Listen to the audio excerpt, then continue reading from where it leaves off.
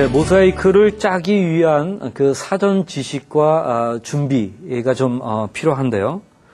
그래서 여러분들에게 그것을 좀 더 구체적으로 알려드리고자 하는데, 어쩌면 이것은 젊은이를 깨운다 세미나의 전체를 한번 돌아보는 그런 것이 될지 모르겠습니다. 아마 유익한 시간이 되리라고 생각하는데요. 우선 모자이크를 짜기 위하여서 제가 말씀 한 군데를 같이 좀 보도록 하겠습니다.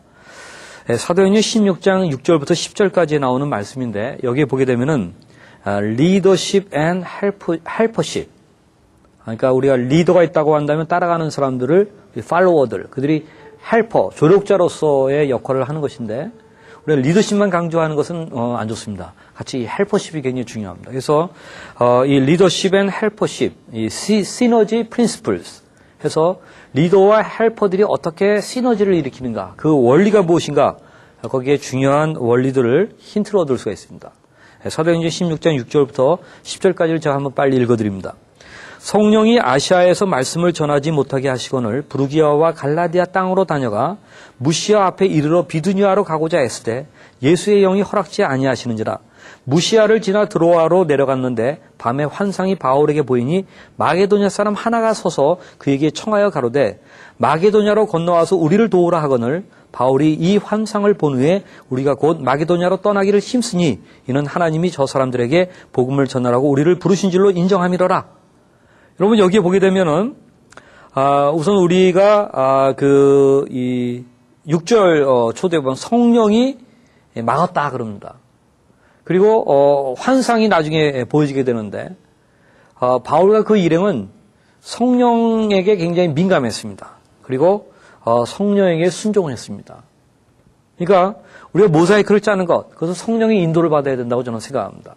우리 인간적인 계획을 그저 짜고 하나님 앞에 추임받는 그런 식이 돼서는 안 될 것입니다. 그러기 위해서는 사전에 많은 그 기도가 필요하겠고, 공동체 전체적으로 하나님을 바라보는 그런 마음이 중요하다고 생각합니다. 그래서 첫 번째 원리, 성령께 민감하고 순종하는 것의 원리를 말씀드리고 싶습니다. 그 다음에 두 번째로는 여기 이 바울에게 보이니 해가지고 9절에 보게 되면 밤의 환상이 바울에게 보이니 마게도냐 사람 하나가 서서 하면서 지도자로서 바울이 비전을 받습니다. 그래서 이 지도자의 비전 캐칭 앤 캐스팅, 비전을 붙잡고 그 다음에 공동체에다가 캐스팅, 던지는 그 원리, 그러니까 지도자의 비전 캐칭 앤 캐스팅 원리, 비전을 붙잡고 그 다음에 그것을 공동체에다가 나누는 그것이 굉장히 중요합니다. 그래서 바울은 마게도냐 환상을 봤습니다. 그 비전을 봤습니다. 그리고 공동체에다 그것을 나눴습니다. 던졌습니다. 그렇게 했을 때 또 어떤 일이 일어났습니까? 거기에 보게 되면은 10절 하반부에 하나님이 저 사람들에게 복음을 전하라고 우리를 부르신 줄로 인정함이로라. 비전을 본 것은 바울이 본 것이지만 우리를 부르신 줄로 인정하였다라고 공동체 전체가 얘기합니다. 팀이 얘기합니다. 그래서 중요한 것은 바울이 비전을 보고 던져서 공동체 전체가 그것을 가지고 협의를 하였다 하는 것을 우리가 알 수가 있습니다. 일종의 공동체 협의의 원리라고 얘기할 수가 있습니다.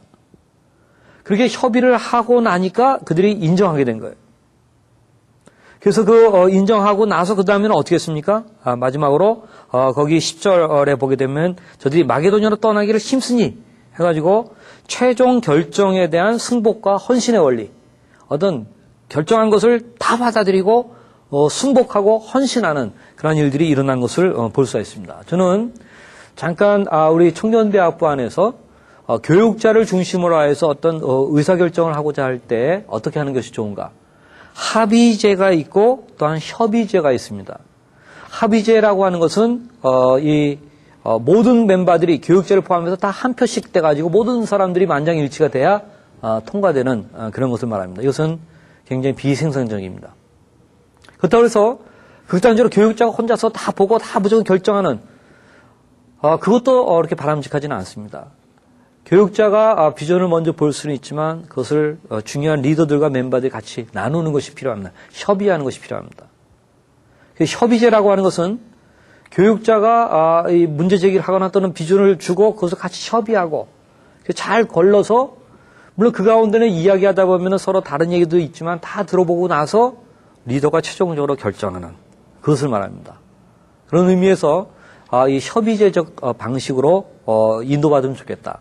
그러니까 교육자가 그냥 독재적으로 해서도 안 되고 그렇다고 해서 민주적으로 한다 해가지고 합의제 그것도 또 바람직하지 않고 교육자가 결정하고 또한 책임을 지되 협의하는 그런 과정을 충분히 갖는 협의제적인 그런 방식이 좋겠다 그렇게 생각을 합니다.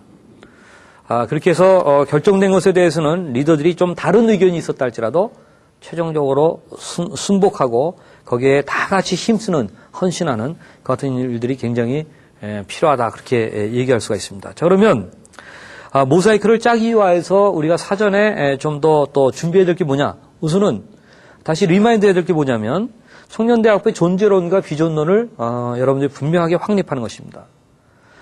청년대학부의 이 존재론 또한 비전론. 존재론은 뭡니까? 제자 배출과 복음에 입각한 대안적인 공동체 만들기라고 이렇게 간략하게 표현할 수가 있습니다. 다른 말로 표현하면 제자 공동체 만들기입니다. 그렇습니다. 청년대학부의 존재론은 그리스도의 제자를 만드는 것입니다. 그리고 그들로 이루어지는 공동체를 만드는 것 또는 공동체를 만들어가는 과정을 통하여서 제자가 배출되도록 하는 그 일이라고 얘기할 수가 있습니다.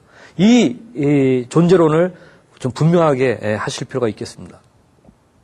그리고 두 번째로는 비전론.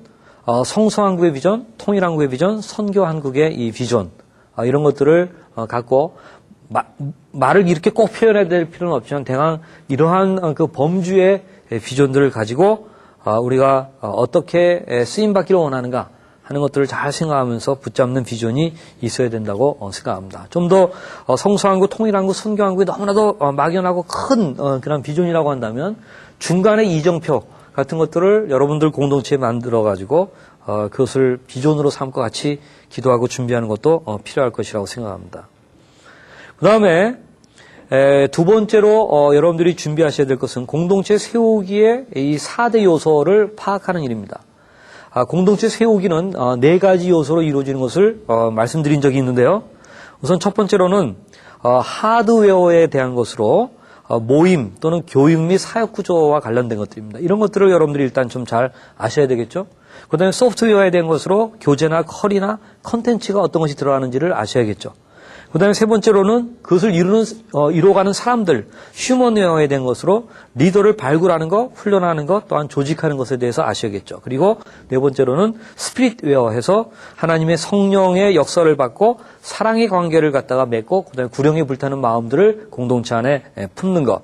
이러한 스피릿웨어가 어떻게 살아나도록 할 것인가 하는 것들을 잘 생각해 보는 것이 필요하리라고 생각합니다. 자, 그러면 하드웨어에 대해서 다시 한번 여러분들에게 리마인드 해드리는 그런 시간을 좀 갖도록 하겠습니다. 여러분, 청년대학부 그 하우스 다이어그램 그것을 여러분들이 한 번 더 기억해 보시기 바랍니다.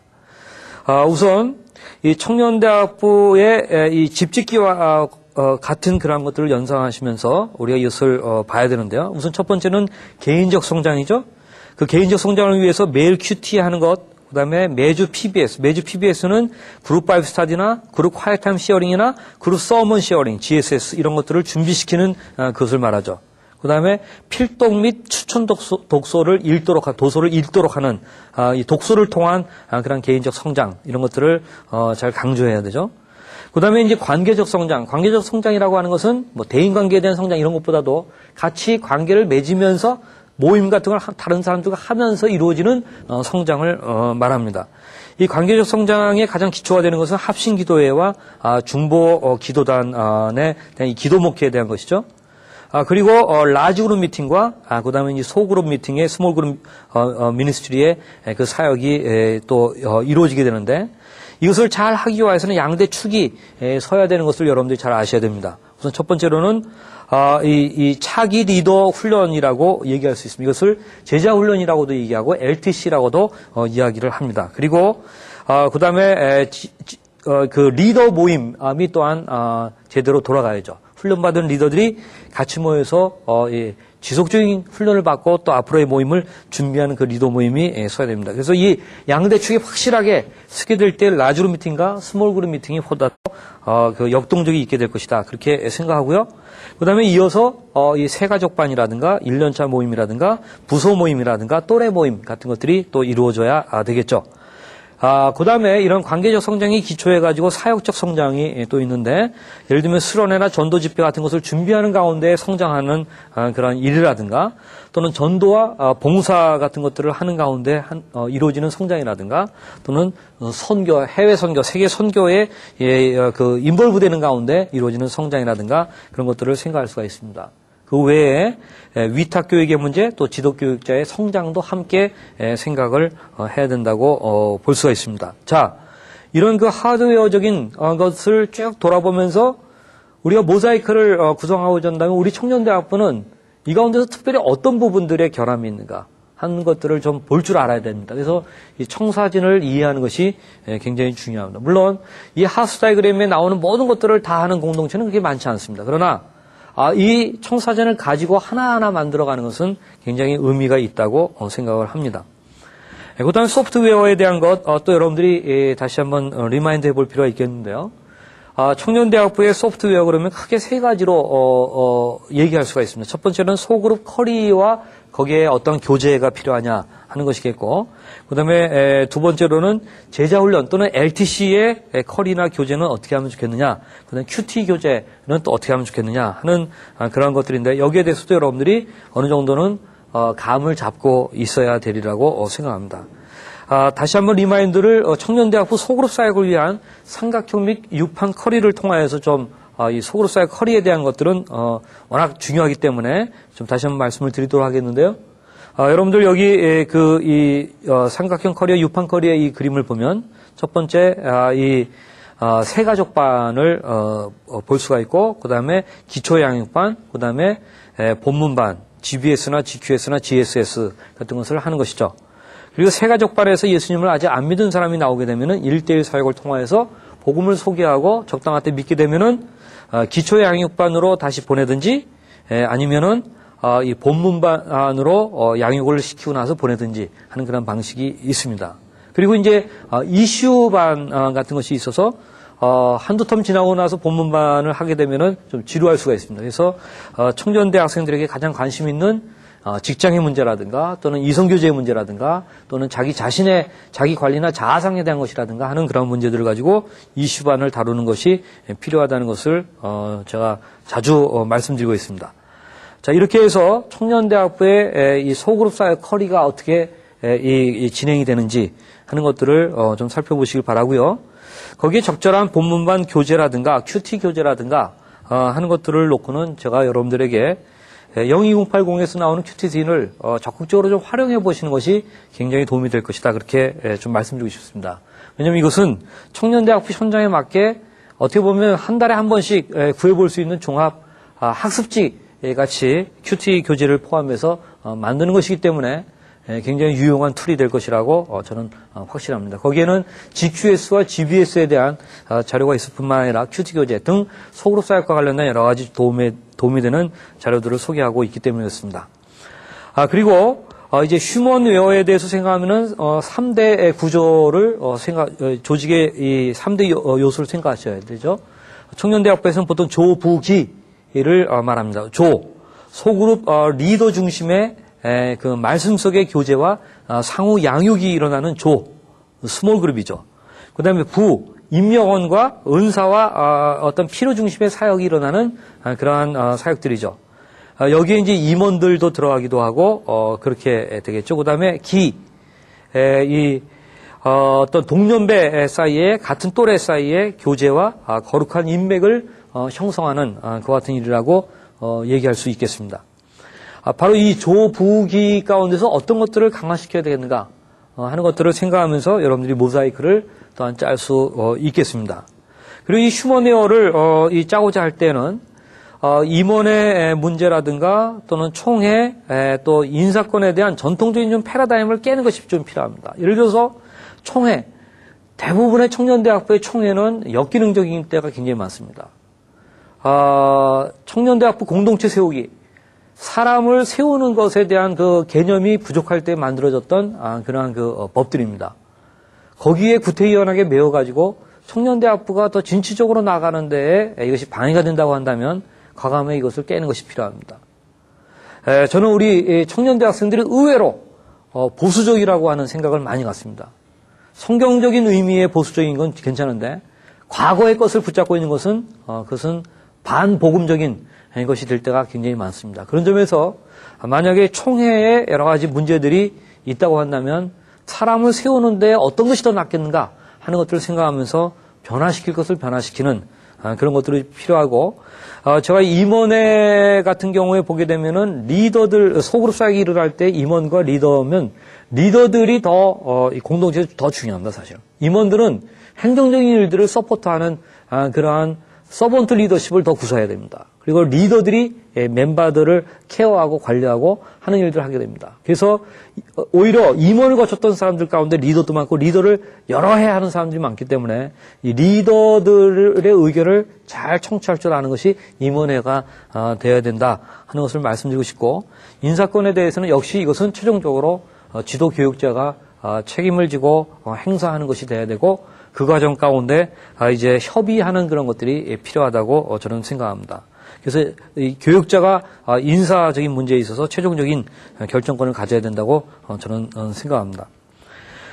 자, 이제 청년대학부의 어떤 하우스 다이그램을 잠깐만 다시 한번 보십시오. 여기 보게 되면은 조부기 조금 아까 말씀드린 것을 다시 한번 이 하우스 다이그램에서 볼 수 있는데 바로 거기 스몰 그룹 미팅에 대한 것이 조에 대한 것이고 그 다음에 부서 모임에 대한 것이 부에 대한 거고 또래 모임에 대한 것이 기. 그래서 하우스 다이그램에서 어떤 위치에 있는지 하는 것들을 다시 한번 좀 생각해 보시기 바랍니다. 자, 그러면 휴먼웨어에 대해서 이제 말씀을 좀 드리도록 하겠습니다. 소그룹 사역의 이 마이크로 이 매크로 차트를 제가 좀 보여드리도록 하겠는데 소그룹 사역의 마이크로라는 얘기는 소그룹 하나가 어떻게 구성되는가 하는 것이고 매크로라고 한다면 공동체 전체에서 소그룹이 어떻게 발전되어 가는가 하는 것들을 쉽게 제가 차트로 여러분들에게 보여드리도록 하겠는데요. 이것을 잘 아셔야 이 모자이크를 짤 때 우리에게 필요한 게 소그룹 리더인지 아니면 중간 리더 10부장인지 아니면 50부장인지 100부장인지 하는 것들을 생각하게 되고 거기에 대한 사람들을 이 구성해보는 그런 것들을 모자이크를 짤 때 실제로 반영할 수 있다는 얘기입니다. 자, 그러면 우선 첫 번째로는 소그룹 하나를 보게 되면은 거기 1번이라고 동그라미 있는 그것이 이제 첫 번째 리더라고 할 수 있습니다. 소그룹 하나의 리더입니다. 일종의 10부장격인 사람입니다. 그 다음에 이제 거기 2번은 헬퍼라고 얘기할 수가 있습니다. 그 다음에 이제 3번과 4번은 일종의 모아 머티어 크리스찬, 레스 머티어 크리스찬, 더 성숙한 그리스도인, 덜 성숙한 그리스도인. 그 다음에 5번과 6번도 더 성숙한 그리스도인, 덜 성숙한 그리스도인, MMC, LMC. 그 다음에 7, 8번은 공동체에는 있지만 출석률이 20, 30%밖에 안 되는 사람들. 지금의 일종의 좀 꼬리에 물고기에 보면은 꼬리에 해당되는 그런 사람들. 또 9번과 10번도 마찬가지로 그 꼬리에 해당되는 사람. 때로는 명목사인 그리스도인들. 우리 청년대학부에 재정원돼 있으나 한두 번씩 나오고 있는 사람들. 그런 사람들도 구성이 될 수가 있습니다. 그렇게 되면은 되게 1번부터 그 한 6번까지의 사람들은 다 출석률이 좋은 사람들이어가지고 이 사람들이 다른 4사람을 한 학기 동안 또는 한 텀 동안 계속 관리하고 돕게 되는 그런 일들을 하게 되겠죠. 그래서 이 1번이 일종의 10부장입니다. 그 다음에 또 다른 소그룹이 보입니다. 그 다음에 또 하나가 보입니다. 그 다음에 또 하나가 보입니다. 그 다음에 또 하나가 보입니다. 대개분은 이렇게 하면 한 5개의 소그룹이 한 10명씩 해서 5개니까 50개. 그러면 50부장의 개념이 나옵니다. 이 50부장이 리더장이라고 얘기할 수도 있겠고 또는 어떤 사람들은 간사라고 그렇게 붙이기도 합니다. 그래서 이 50부장격에 있는 사람이 좀 나와야 되고 그 다음에 또 이러한 50부장이 돕는 그런 소그룹이 또 5개가 또 따로 나오겠죠. 또 하나의 50부장이 있습니다. 그리고 이 50부장과 50부장을 돕는 이 100부장의 개념 이 사람이 뭐 어떤 경우는 간사일 수도 있겠고요. 또는 엘더라고 불리기도 하고 뭐 여러 가지로 불릴 수가 있겠습니다. 또 다른 100부장이 있겠고, 또 다른 100부장, 또 다른 100부장, 또 다른 100부장. 이렇게 돼서, 여러 100부장들이 모이게 되면 한 1000부장 정도가 또 가운데 세워지는 그런 공동체를 생각해 볼 수가 있습니다. 물론 10부장, 50부장, 100부장, 1000부장 이것을 꼭 이 숫자대로 해야 된다고 말하는 것은 아니지만 여기서 중요한 원리가 있습니다. 중간 리더라고 하는 그러한 개념입니다. 여러분, 청년대학부 모자이크를 짤 때 중간 리더를 확보하는 것에 대한 개념이 있을 때는 굉장히 이게 아주 중요하게 반영이 될 것입니다. 그러나 그 개념이 없으면 이 모자이크 짜면서도 중요한 것을 놓칠 수가 있습니다. 그래서 그러한 그 개념을 잘 좀 생각하도록 말씀드리고 싶습니다. 그 다음에 청년대학부 모자이크를 구성할 때 이 스피릿 웨어에 대한 그 부분도 여러분들이 생각하셔야 되죠. 우선은 이 기도의 영이 청년대학부 안에 넘쳐야 됩니다. 즉 성령의 역사가 있어야 됩니다. 멤버들 사이에 사랑의 마음이 또한 있어야 됩니다. 그리고 불령에 불타는 심령이 있어야 됩니다. 이 세 가지가 같이 다 있게 될 때 그 공동체는 원 스피릿, 원 바디로 작용하게 될 것이라고 생각합니다. 이러한 스피릿 웨어가 우리는 건강한가?